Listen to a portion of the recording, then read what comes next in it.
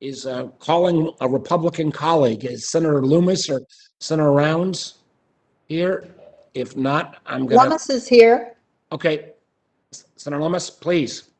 Thanks, Senator Warner, and welcome to the committee. I'm delighted that you would join us today. There have been concerns in Europe that Basel III's net stable funding ratio requirement might cause changes or adjustments for certain commodity markets, including gold. My question is, do you see any concerns in the United States about this? And how can we ensure the July 1 deadline makes a smooth implementation date? I'd say that we have not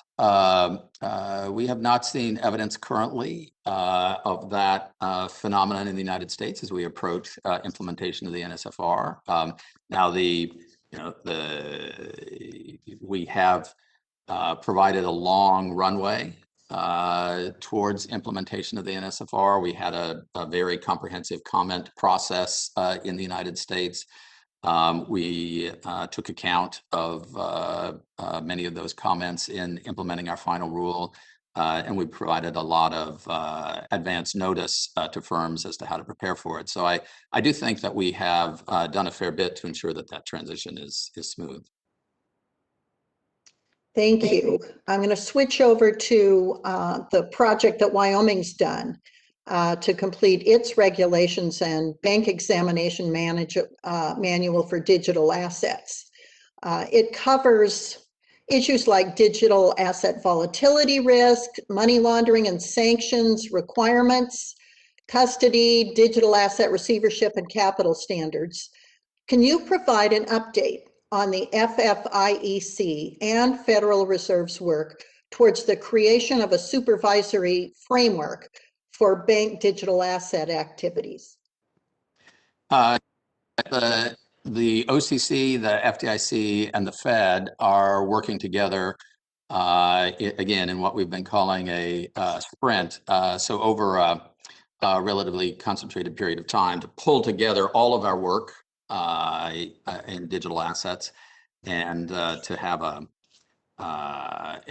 joint view, a joint framework for their regulation and supervision of practices with regard to them. We're in the middle of that, or actually in the early stages of the sprint.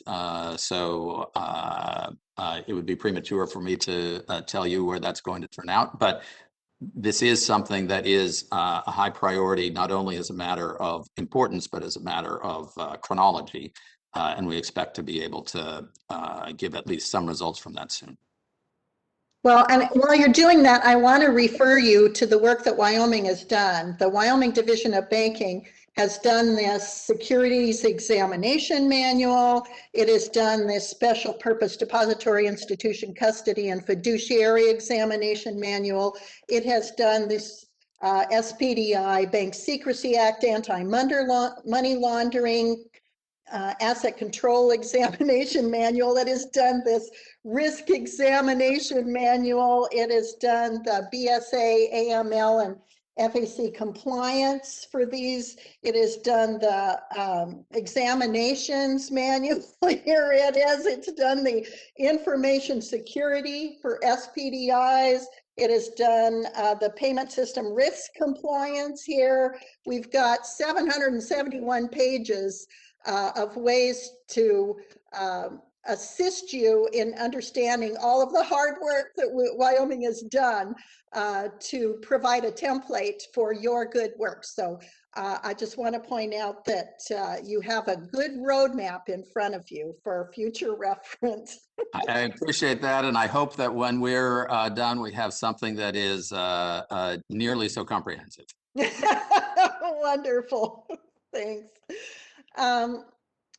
Could you comment on the positive role of community banks in providing credit during the pandemic, especially facilitating the Paycheck Protection Program, and especially in rural states like Wyoming?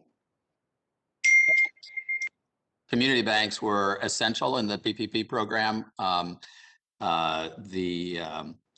They were, a critical part of the distribution mechanism, in part because of their broad reach into their communities and their sort of deep knowledge of particular customers.